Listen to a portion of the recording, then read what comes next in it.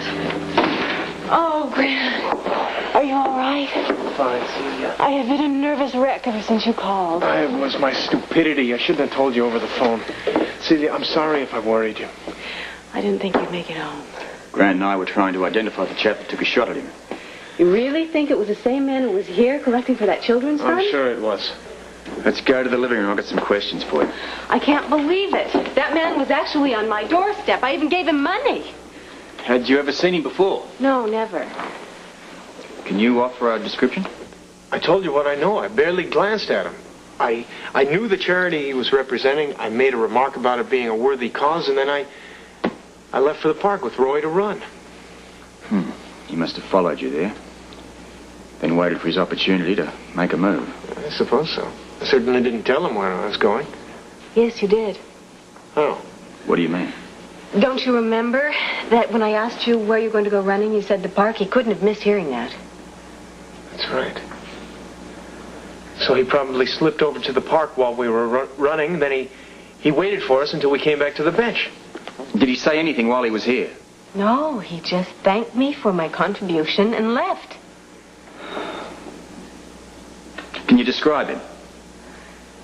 He was ordinary. He wasn't too short. He wasn't too tall. He had sort of brownish hair. It's exactly as I told you. He was the sort of man you see every day on the street and don't even notice. Great. Okay. Well, what was he wearing? A sports jacket and slacks. Just as I said. Well, that narrows it right down. Can you offer up anything at all that might help us identify him? No, nothing, really. He just... Oh, wait a minute. Jason. Jason? Jason said he was Daffy Doodle. Who? Daffy Doodle. He's the host of the children's show every morning on Channel 2. Listen, I know this sounds absolutely crazy, but he may be right. The host of a children's show? What makes you say that? Well, Daffy Doodle has this crazy little finger gesture that he does, kind of a goodbye gesture. I saw him do it this morning on the television, and that man at the door did the exact same gesture to Jason. It's worth a shot, isn't it? I'm going to find out. Come on. Where are you going? The TV station. It's 5 minutes from here. I want Grant to get a look at this Daffy Doodle. Be careful. Daffy Doodle? Yeah, he's Melvin Nix. Why? We need to talk to Mr. Nix. Well, he's not here. Where do we find him? Well, I don't know. It's hard to say. He was over at General Hospital this morning putting on his show for the kids. And last time I saw him, he was heading out there. When was this? Well, this morning when we wrapped here.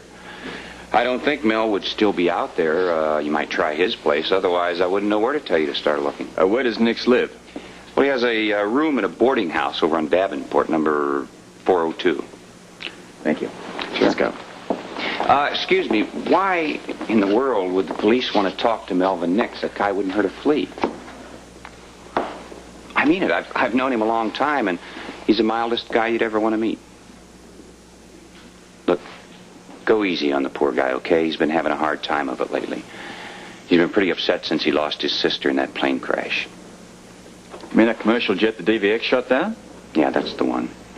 You know, it's pretty terrible to think that something like that could happen and nobody cares. Well, you're wrong there. The government is quite concerned about the violation of airspace, not to mention the death of the passengers now. We're lodging protests and taking other stern measures. Yeah, well, unfortunately, that doesn't help Melvin. I can certainly understand why the guy feels so bitter. Yeah. Sure he does. Well, thank you for your time. Sure.